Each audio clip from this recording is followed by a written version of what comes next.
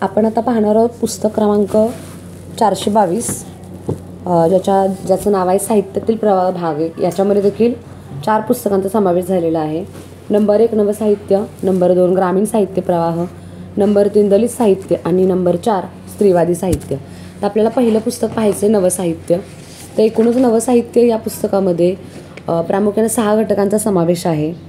राजकीय, सामाजिक आणि सांस्कृतिक वाङ्मयीन पार्श्वभूमी काय होती नवसाहित्याची किंवा त्याच्या अगोदरची, नवसाहित्याची भूमिका काय होती आणि ॲक्च्युअल नवसाहित्यामध्ये असणारे वेगवेगळे साहित्य प्रकार, ज्याच्यामध्ये मग कविता, कथा, कादंबरी आणि नाटक। आणि आपला म्हणजे 1945 ते 1960 हा जो काही कालखंड आहे हा नवसाहित्याचा कालखंड म्हणून प्रामुख्याने ओळखला जातो। तर 1945 नंतरचा नवसाहित्याचा कालखंड म्हणून ओळखला आणि मग या कालखंडामध्ये लिहिलेल्या काही कविता असतील त्या नवकविता म्हणून पुढे आल्या, कथा असतील त्या नवकथा म्हणून पुढे आल्या आणि कादंबऱ्या असतील ह्या नवकादंबरी किंवा नवनाट्य अशा प्रकारे यांच्या संज्ञा बदललेल्या पाहायला मिळतात। तर एकूणच 1945च्या अगोदरपर्यंत वेगवेगळे नियतकालिक असतील, मासिक असतील त्यामधून साहित्य छापून येतच होतं। वेगळ्या पद्धतीने स्वतंत्र साहित्याची छापणी होत होती आणि मराठी साहित्याच्या संदर्भात 1920 हे वर्ष फार महत्त्वाचं मानलं गेलं, कारण 1920 साली झालेल्या लोकमान्य टिळकांच्या निधनानं महाराष्ट्रातील टिळक आगरकर पर्व संपलं। त्याचबरोबर केशवसुतांपासून सुरू झालेली मराठी कविता या संप्रदायातील महत्त्वाच्या कवींचं जे काही म्हणजे निधन 1920पर्यंत झालं, ज्याच्यामध्ये माधव अनुज, बालकवी, राम गणेश गडकरी, नारायण वामन टिळक, एकनाथ रेंदाळकर यांचा समावेश होतो। त्यानंतर महात्मा गांधींच्या राजकीय उदयाच्या दृष्टीनं देखील हे महत्त्वाचं मानलं गेलेलं वर्ष आहे। जागतिक इतिहासाच्या दृष्टीनं देखील 1920च्या अगोदर जर पाहिलं तर 1914 साली सुरू झालेलं आणि 1918 साली संपलेलं असं पहिलं महायुद्ध असेल, त्यानंतर दुसरं महायुद्ध असेल। हा जो काही कालखंड होता हा दोन्ही महायुद्धांचा हा भारतीय जनजीवनाचा आणि एकूणच साहित्याच्या दृष्टीनं फार महत्त्वाचा काळ मानला जातो। राजकीय, सामाजिक आणि सांस्कृतिक वाङ्मयीन पार्श्वभूमीचा विचार करताना लक्षात येतं की साहित्याचा जगातील आणि त्या राष्ट्रातील घडामोडींशी संबंध असतो। मग राजकीय असेल, आर्थिक असेल, सामाजिक असेल, धार्मिक असेल, सांस्कृतिक असेल, अशा एक ना अनेक घटनांचा समावेश यावरती व्यक्तीच्या जीवनावर होत असतो। जागतिक स्तरावरच्या 2-3 महत्त्वाच्या नोंदी यामध्ये लक्षात घेतल्या पाहिजे। ते म्हणजे 1914च्या ऑगस्टमध्ये ब्रिटनने जर्मनीवर आक्रमण केलं किंवा आक्रमण करीत असल्याची घोषणा केली आणि पहिलं महायुद्ध सुरू झालं। त्यानंतर दुसरं महायुद्ध सुरू झालं आणि एकूणच सगळं जीवनामध्ये चलबिचलता सुरू झाली। 1921 ते 1923 या काळामध्ये देशात गांधीजींच्या नेतृत्वाखाली असहकाराची चळवळ सुरू झाली। महात्मा गांधींनी 1920 साली सुरू केलेली ही चळवळ एका नव्या युगाची आरंभाची द्योतक म्हणून ओळखली जाऊ लागली। तिथून गांधीयुग सुरू झालं। 1996 पासून गांधीजी भारतातील सक्रिय राजकारणात सहभाग घेऊ लागले। 1917ला रशियन राज्यक्रांती झाली।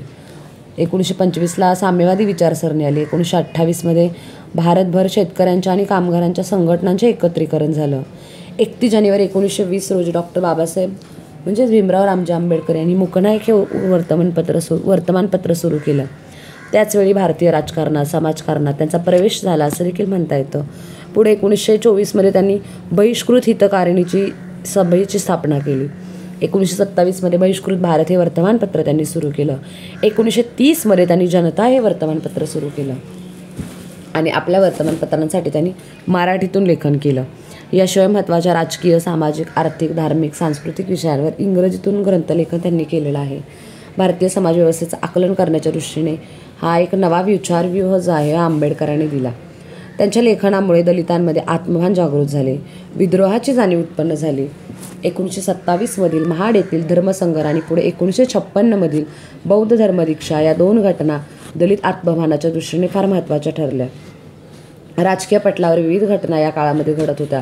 सामाजिक पातळीवरही बऱ्याचशा गोष्टी घडत होत्या आणि त्यापैकी एक महत्त्वाची घटना म्हणजे रघुनाथ धोंडो कर्वे यांनी काढलेले नियतकालिक होय।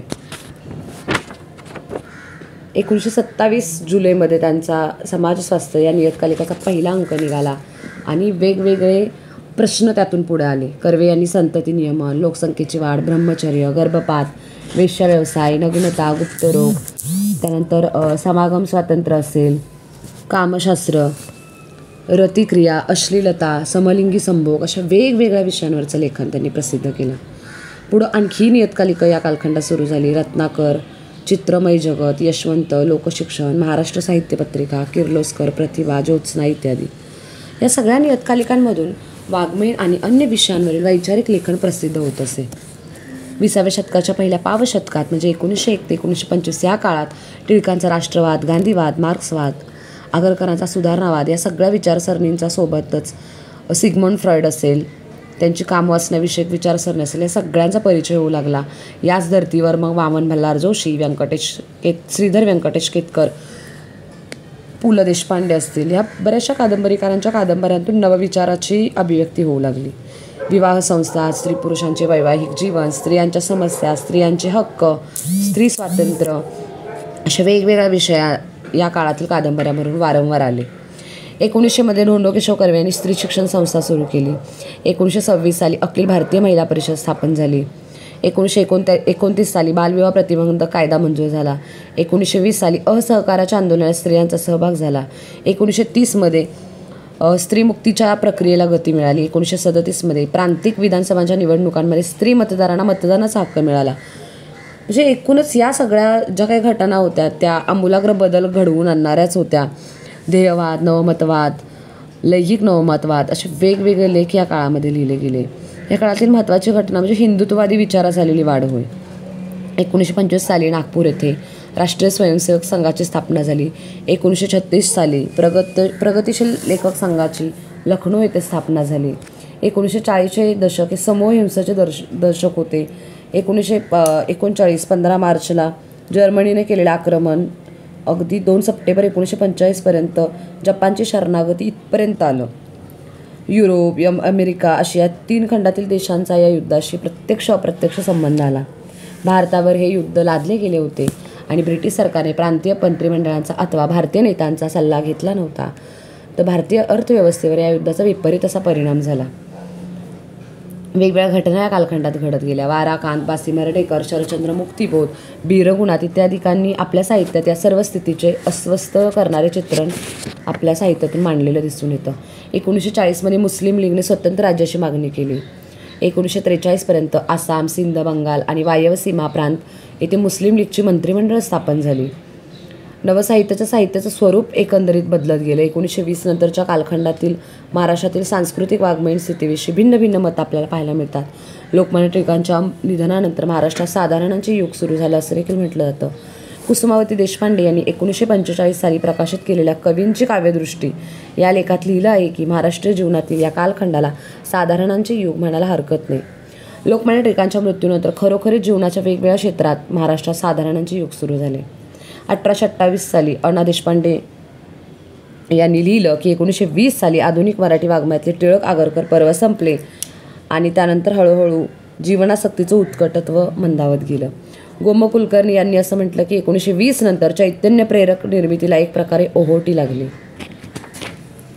वसंत पाटणकरांनी म्हटलं की 1920 पर्यंतच्या काळात असलेली नवे जग जाणण्याची, त्याच्याशी समन्वय, विरोध अशा वेगवेगळ्या प्रकारे संबंध प्रस्थापित करण्याची वृत्ती ही पुढील काळात राहिलेली दिसत नाही. मग असं का झालं असावं किंवा हा कालखंड असा अवतन काळ म्हणून का पुढं आला? तर गांधीवाद, मार्क्सवाद यांसारख्या तत्त्वप्रणाली महाराष्ट्राला परिचित झाल्या होत्या. बहुजन समाजात नवजागृती निर्माण झाली होती. स्वातंत्र्यप्राप्तीची चळवळ गतिशील बनली होती आणि या पार्श्वभूमीवर या कालखंडातील सर्जनशील साहित्यातील सत्वसंपन्नतेचा अभाव का असा प्रश्न देखील गोम कुलकर्णी यांना पडलेला दिसतो. 1920 नंतरच्या काळात गांधीजींच्या विचारात आणि चळवळीत 1920 पासूनच व्यक्त होत असलेल्या डॉक्टर आंबेडकरांच्या विचारात असेल किंवा साम्यवादी विचारसरणीत असेल परिवर्तनाचे भान आले. त्यानुसार विचार करायला सुरुवात होऊ लागली.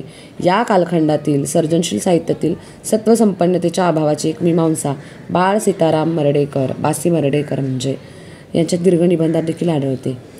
मर्ढेकर असं म्हणतात की मराठी वाङ्मय इतके परपुष्ट आहे की ते पूर्णपणे परपुष्ट नाही. मर्ढेकर म्हणतात याचा अर्थ एकांगीपणाने परपुष्ट आहे, तर एका विशिष्ट परभाषीय वाङ्मयावरच ते पुष्ट झालेले आहे. मर्ढेकरांच्या मते जीवनानुभवांची विस्तृतता नव्हे तर त्यातून उद्भवलेल्या विचारांची आणि भावनांची सखोलता हवी. वाङ्मयीन यशाची हीच खरी गुरुकिल्ली आहे आणि अशा तऱ्हेची सखोलता आमच्या लेखक कविवर्गात अजूनही दिसत नाही आणि या प्रकारच्या सखोलतेला मर्ढेकरांनी वाङ्मयीन महात्मता असं म्हटलं. मर्ढेकरांच्या मते मराठी लेखकांच्या आत्म्याच्या पंखांचा पल्ला लहान आणि हृदयात खोली नाही, मेंदूत बौद्धिक टक्कर देण्याची शक्ती नाही, त्यांच्या हृदयांचा भडका होऊन ते लिहित नाहीत, विचारांची किंवा भावनेची एक बारीकशी काडी पेटवून लिहितात. आणि मराठी वाङ्मयाच्या हिणकसपणाला मराठी साहित्यिकात असलेला वाङ्मयीन महात्मतेचा अभावच बहुअंशाने जबाबदार आहे, असा निष्कर्ष या निबंधाच्या शेवटी त्यांनी काढलेला आहे. त्यानंतर आपण पाहणार आहोत घटक क्रमांक 2, नवसाहित्याची भूमिका. आता एकूणच आपण पहिल्या घटकामध्ये पाहिलं की एकूण या साहित्याचं स्वरूप कसं होतं किंवा प्रत्येकाने मतं कशी मांडली होती. तर 1920 ते 1935 या काळामध्ये साहित्यामध्ये कथा, कादंबरी, कविता, नाटक या सर्व साहित्य प्रकारांमध्ये साचलेपणा किंवा तोचतोचपणा आला होता. कलेपेक्षा कामगिरीला महत्त्व फार आलं होतं. गांधीवाद, समाजवाद, नवमतवाद, कलानीतीवाद, तंत्रवाद, बोधवाद, पुरागामित्ववाद अशा विविध वादांविषयींची चर्चा यामध्ये झालेली आपल्याला दिसून येते. रणांगण ही एक त्या कालखंडातील अपवादात्मक कादंबरी किंवा कविता या साहित्य प्रकारातही 1935 नंतर काही नव्या कवींच्या सक्कस अशा रचना प्रकाशित होऊ लागल्या. आणि या कालखंडातील सर्जनशील साहित्यातील सत्वसंपन्नेच्या अभावाची एक मीमांसा बाळ सीताराम मर्ढेकर यांच्या वाङ्मयीन महात्मता या दीर्घ निबंधामध्ये आढळायला सुरुवात झाली. मर्ढेकरांनी एकूणच वेगळ्या पद्धतीची कविता आपल्या साहित्यातून लिहिण्याचा प्रयत्न केला, ज्याला नवकविता म्हणून ओळखलं जाऊ लागलं. मराठी साहित्यात नवकविता आणि नवकथा या संज्ञा प्रचारात आल्या. पुढे साहित्य प्रकार आणि इतर साहित्य प्रकार यांचा समावेश करणारी नवसाहित्य संज्ञा पुढे आली आणि अभिरुची, सत्यकथा या 2 नियतकालिकांनी मुख्यत्वे नव्या साहित्याला प्रसिद्धी दिली, पाठराखण केली असं देखील आपण म्हणू शकतो. त्यामध्ये अरविंद गोखले, दिबा मोकाशी, गंगाधर गाडगीळ, कुसुमावती देशपांडे, प्रभाकर पाध्ये, वामन चोरघडे, गल्ल ठोकळ या समकालीन कथाकारांवर समकालीन समीक्षकांनी लेख देखील लिहिले. सत्यकथेने 1948 साली आजकालचे कवी ही लेखमाला देखील प्रकाशित केली आणि त्यातून वेगवेगळ्या कवींवरचे लेख यामध्ये यायला सुरुवात झाली. आणि खऱ्या अर्थाने 1940 ते 41 पासून नवसाहित्याला अनुकूल असे वातावरण तयार होऊ लागले. या कालखंडातील प्रवृत्ती कोणत्या होत्या, तर प्रवाह कोणते होते याचा परामर्श आपल्याला सदर घटकामध्ये घ्यायचा आहे. तर नवसाहित्याची भूमिकाच काय होती, तर शरदचंद्र मुक्तिबोध यांची नवी मळवाट हा कविता संग्रह 1949 मध्ये प्रकाशित झाला आणि या संग्रहाला थोडं नवकाव्यासंबंधीचं शीर्षक असलेली प्रस्तावना होती. आरंभी त्यांनी काव्यात नवेपणा कशाने येऊ शकतो हे सांगितलं. मुक्तिबोधांच्या मते सध्याचा काळ हा संक्रमण काळ आहे, समाजसंबंध बदललेले आहेत, त्याबरोबरच दुसरं महायुद्ध आहे, त्यामुळे नष्ट झालेले युरोपियन जीवन आहे, यंत्रामुळे होणारा मानवाचा नाश आहे. नवकवींच्या विशिष्ट प्रकारच्या अनुभूतीतूनच नवकाव्यास आकार येऊ पाहतो. मुक्तिबोधांच्या मते आजचं वास्तव हे कसं आहे तर वास्तवाच्या गर्भातील समतेच्या जीवनातील उद्याचे वास्तव हीच नवकवितेची आधारशिला होय. मुक्तिबोधांच्या मते नवकवित 2 प्रवाह आहेत आणि या 2 प्रवाहातील कवींच्या विचारसरणीत भेद आहे. एक म्हणजे व्यक्तिवादी आणि दुसरी म्हणजे समाजवादी किंवा मानवतावादी. पुढे मुक्तिबोध यांनी नवकाव्याचे स्वरूप स्पष्ट केले. ते म्हणतात की नवकवींचा स्वतःचा एक सामाजिक दृष्टिकोन असून आज सामाजिक वास्तवतेने व्यक्तित्वाच्या साऱ्या मानवी सहज वृत्तींवर भयानक असं आक्रमण झालेलं दिसून येतो. नवकाव्यात प्रतिमांचा उपयोग केला जातो. प्रतिमा अलंकरण म्हणून येत असतात, अनुभवांची तीव्रता व्यक्त करण्यासाठी येत असतात. समाजप्रवण, समाजास बदलू पाहणारी वैचारिक बैठक प्रतिमांचा उपयोग निव्वळ अलंकरणासाठी न करता वास्तवतेचे प्रकटीकरण करण्यासाठी केला जातो. बासी मर्ढेकर यांनी देखील नवकाव्याविषयी आपली भूमिका स्वतंत्रपणे मांडलेली नाही. त्यांच्या काव्यातील नवीनता ही 1950 साली महाराष्ट्र साहित्य संमेलनाच्या अधिवेशनात केलेले भाषण आहे. या भाषणाच्या सुरुवातीलाच त्यांनी काव्याचे परिचित असे स्वरूप स्पष्ट केले. ते म्हणतात की कवितेत नाविन्य कसे येऊ शकेल आणि पुढे तेच सांगतात की प्रथमतः अर्थात ते शब्द योजनेने आणि वृत्त योजनेने आणता येईल. मर्ढेकरांच्या मते काव्यातील नाविन्य आणि आधुनिकता या वेगवेगळ्या गोष्टी आहेत. मग काव्यातील नाविन्य कशात असते? मर्ढेकर म्हणतात की नाविन्य म्हणजे नवा भावनानिष्ठ समतानता होय. मर्ढेकरांनी भावनानिष्ठ समतानता म्हणजे काय सांगताना ते म्हणतात की कवीच्या अनुभूतीत नेहमी 2 पद असतात. एक पद अध्यावृत असतं आणि एक पद अध्यावृत नसतं. म्हणजेच काय तर प्रत्यक्ष असतं ते कवीत आणि इतर व्यक्तीत बहुंशी ते सारखंच असतं. भावनानिष्ठ समतानता ही जर काव्यात अनुभूतींची खूण म्हणून येत असेल तर ते काव्यातले नाविन्यच होय. मर्ढेकर म्हणतात नव्या काव्याचे लक्षण नव्या भावनानिष्ठ समतांचा आविष्कार असतो. शरदचंद्र मुक्तिबोध यांनी नवकाव्य या निबंधामध्ये वेगळा दृष्टिकोन मांडला. गोवी करंदीकर यांनी देखील परंपरा आणि नवता या आपल्या निबंधामध्ये नवता ही संज्ञा वापरली. त्यांच्या मते नवता हे वाङ्मयीन विकासाच्या क्रांतिकारक अशा महत्त्वाच्या टप्प्यावर प्रकट होणारे वेगळेपण होय. नवकवितेच्या उदयाच्या सुमारासच मराठीमध्ये नवकथा आली. नवकथेचे एक प्रवर्तक म्हणून गंगाधर गाडगीळ यांची भूमिका महत्त्वाची ठरते.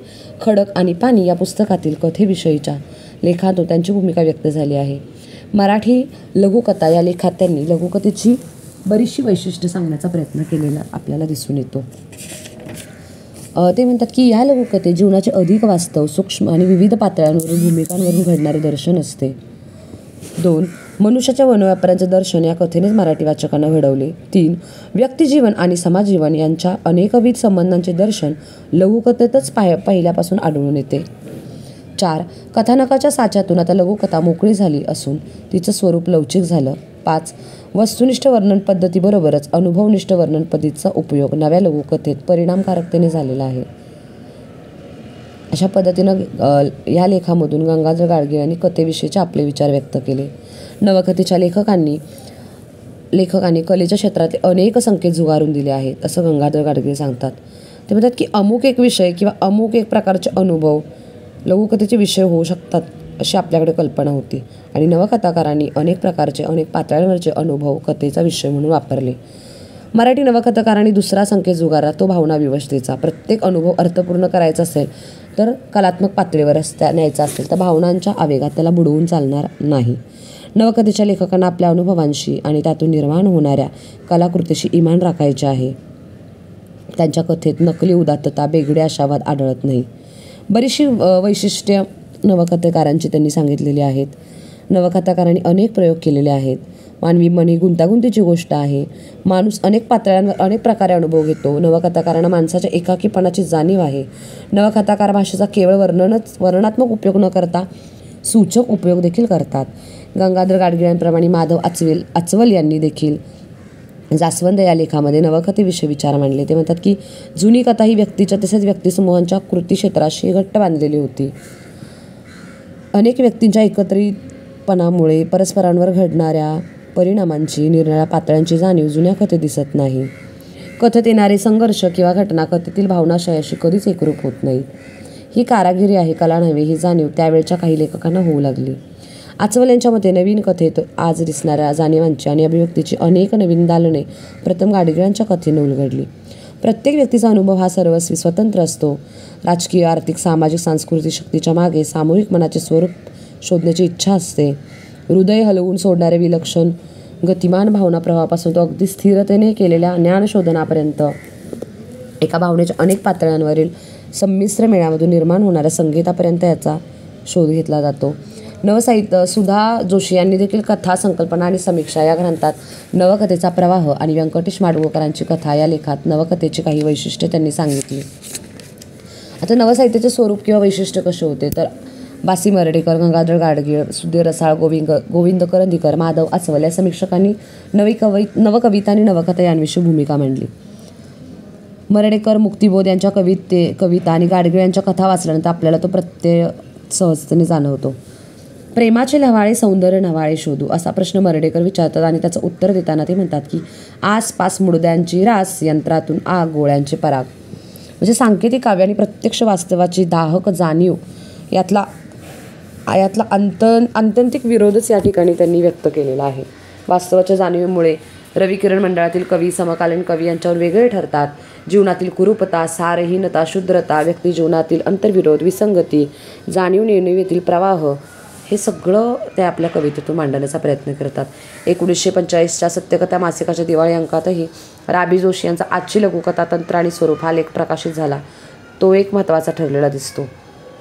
अरविंद गोखले यांची कोकराची कथा ही देखील कथा या दृष्टीनं महत्त्वाची ठरते.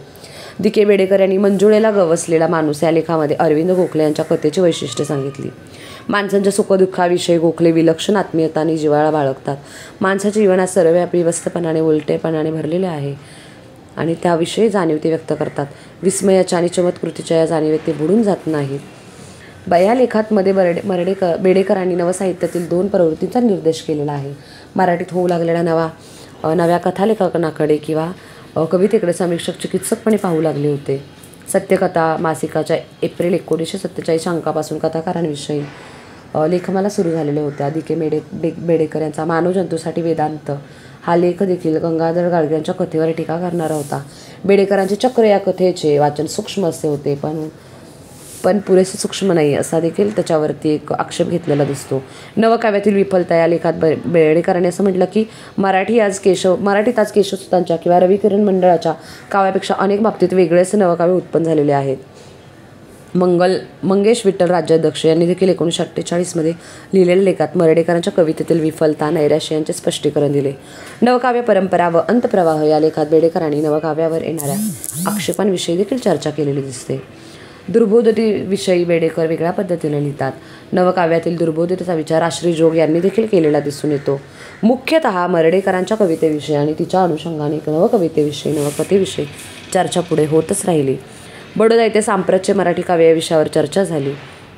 नागजोशी यांना 1945च्या आसपास सुरू झालेल्या काव्यात 3 मुख्य प्रवाह दिसतात. पहिल्या प्रवाहात त्यांनी कल्पनारम्य, दुसऱ्या प्रवाहात त्यांनी सामाजिक आशयाची कविता, अनिल, मुक्तिबोध, विंदा करंदीकर यांच्या कवितेचा समावेश त्यांनी दुसऱ्या प्रवाहात केला, तर तिसऱ्या प्रवाहात मुख्यतः मर्ढेकरांच्या कवितेचा समावेश त्यांनी केला. त्यांच्यामध्ये मर्ढेकरांच्या कवितेतच नवे संकेत, नवे अर्थ, नवे संबंध आणि नवे संदर्भ, नवे सौंदर्यशास्त्र यांचा प्रत्यय येतो. तरकर, तीर्थ, लक्ष्मणशास्त्री जोशी यांनी देखील नवकाव्यामध्ये 3 प्रवाह आहेत असे म्हटले. विज्ञानाच्या तात्विक बैठकीवरून मूल्यांच्या उन्मूलनाची जाणीव झालेला हा एक प्रवाह हा कवींना मानवी मूल्यांचे तात्विक अधिष्ठान नाहीसे झाले असं त्यांना वाटतं. दुसरा प्रवाह समाजवादी आणि मार्क्सवादी किंवा मानवतावादी श्रद्धा असलेल्या कवींचा समावेश त्यांनी केला, तर तिसऱ्या प्रवाहात मर्ढेकरांचा समावेश त्यांनी केलेला दिसून येतो. उच्च मूल्यांचे विडंबन म्हणजे आजचे मानवी जीवन होय आणि माणसाच्या आशा, महत्त्वाकांक्षा यांना इथे स्थान येत नाही असं देखील त्यांनी म्हटलेलं आहे. 1945च्या आसपास उदयास आलेल्या काव्यातील 3 प्रवाहांविषयी विवेचन या ठिकाणी महत्त्वाचे ठरते.